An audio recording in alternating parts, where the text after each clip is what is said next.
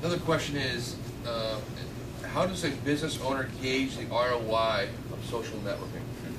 Yeah, it's a common question that we hear quite a bit, quite a lot of. First of all, I'll answer it, but the first thing I'll say, go back to what we talked about earlier, your own individual measure of success and your goals. Some of my clients, I deal with a lot of professional service firms, law firms, accounting firms, technology companies. They might not be as interested in awareness and the influence part of what we're doing in the conversation. They might only be aware of measuring the success in leads. So okay, so that's easy. So we'll go and say, all right, of the activities that we've provided for you on your behalf, we've generated 25 leads this month, and of that, it converted into 3 new sales and 3 new clients. It's an easy way to measure ROI. Some people say, well, all right, well, I'm looking more for influence. That gets a little bit more complicated. So, what do you think from brand mentions to web traffic to downloads to, again, it's what is important to you. So you have to figure that out before you get involved in social media. Yeah, I was having a conversation with an attendee before with that same question. And one thing that you can do is there are all of these link tracking tools available. One is called bit.ly, bit.ly. And basically what you do is you take a regular link to something, like say a CNN article, doesn't matter, paste it into this service, and it basically generates a new link for you that then you can distribute to your social media channels, Twitter or Facebook, your blog, put it on emails, doesn't matter where it goes. It'll then track how many people clicked on that link and where they're coming from. So you can see, okay, well, where did I get the most clicks? What's actually being the most useful channel for me? Maybe I'll spend more time there. It's just a real kind of simple little tool just to kind of get started with a very kind of general rule of thumb. And then like AJ said, actually tracking those referrals, yeah, the inbound links, measuring how many leads that's actually generating, how many sales are generated from those leads. That's all part of the process. If you could just deviate for a little bit, I would love to hear a little bit about people here in the audience, what you do, and maybe we could tell you really quickly, and without getting too deep, as to what you could potentially get on social media. That's actually one of the things. If business owners are only going to do one thing with social media, what should it be?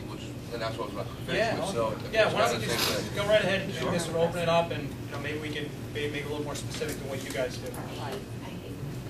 Go right ahead. I've been on LinkedIn for a long time, but haven't used it a whole lot. Okay. But recently, actually, in thinking about coming to this seminar, I went to search some of my former employers to see if there were any connections there. And I ran into a lot of people who were private. What kind of is the sense of that? I don't really understand. I know they work for the same organization, but if I don't know who they are, I don't know whether I want to connect with them or not. Yeah. So I don't understand the purpose of being private if you're on LinkedIn. I mean, you're either there or you're not there. Yeah, and some people, obviously, I give up too much information, I think, more than not, but some people, they just want to stay connected, but they don't want everyone to solicit to them. And there are ways that and we do it, and a lot of our clients do it. There are ways that you can effectively utilize LinkedIn for lead generation and prospecting. Just using some of the company's or the platform's search functions through the company, people, groups, and those people just don't want to show up in some of those sites. So yeah, I would say just kind of on the LinkedIn comment, using that to actually identify prospects and stuff.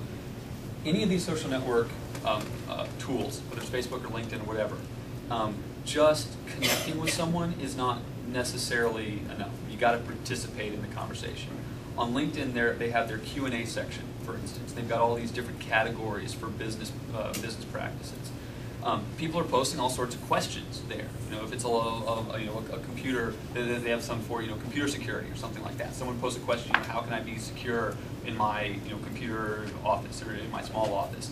Well, if you respond to that, if you post an answer, say Bill posts an answer there or something, that person will identify that response with Bill's company. They'll say that was a good response. He gave me some good information. I'm going to seek more information about it. Maybe I'll connect with him on LinkedIn so I get more information about it. Same thing on Facebook. There's all these groups, and there's groups on LinkedIn as well.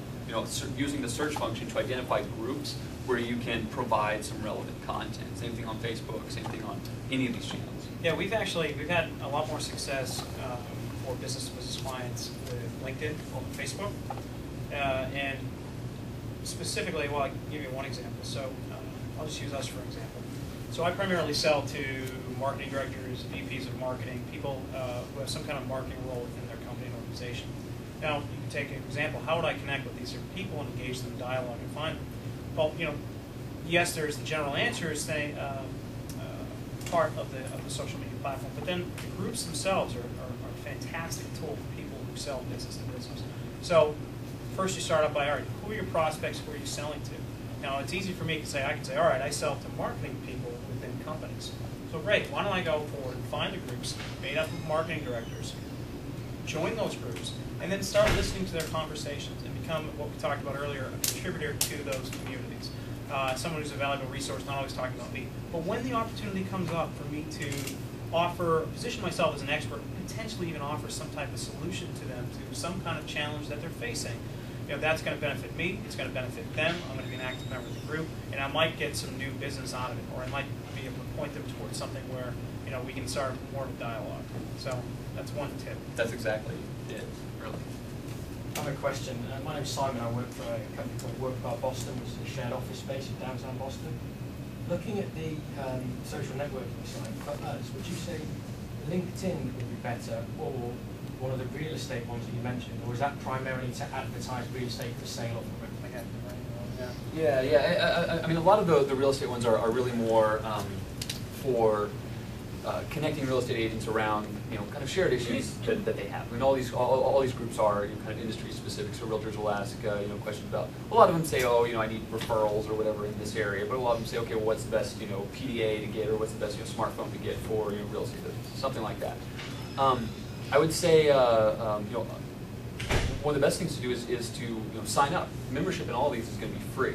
So you can spend a little time, sign up, see what type of conversations are happening there, see if there's somewhere where you can fit in and provide some of your expertise. I mean, I wouldn't necessarily be able to provide expertise on a variety of topics, but I know what I can help out with. That's going to be the best way, I think, to kind of identify using search tools and then doing a little research to see where you fit into the mix. And the other thing I mentioned is, all of these sites are extremely fluid, extremely dynamic. You have to go where the customers are. I mean, it used to be, no one's going to be the top dog forever.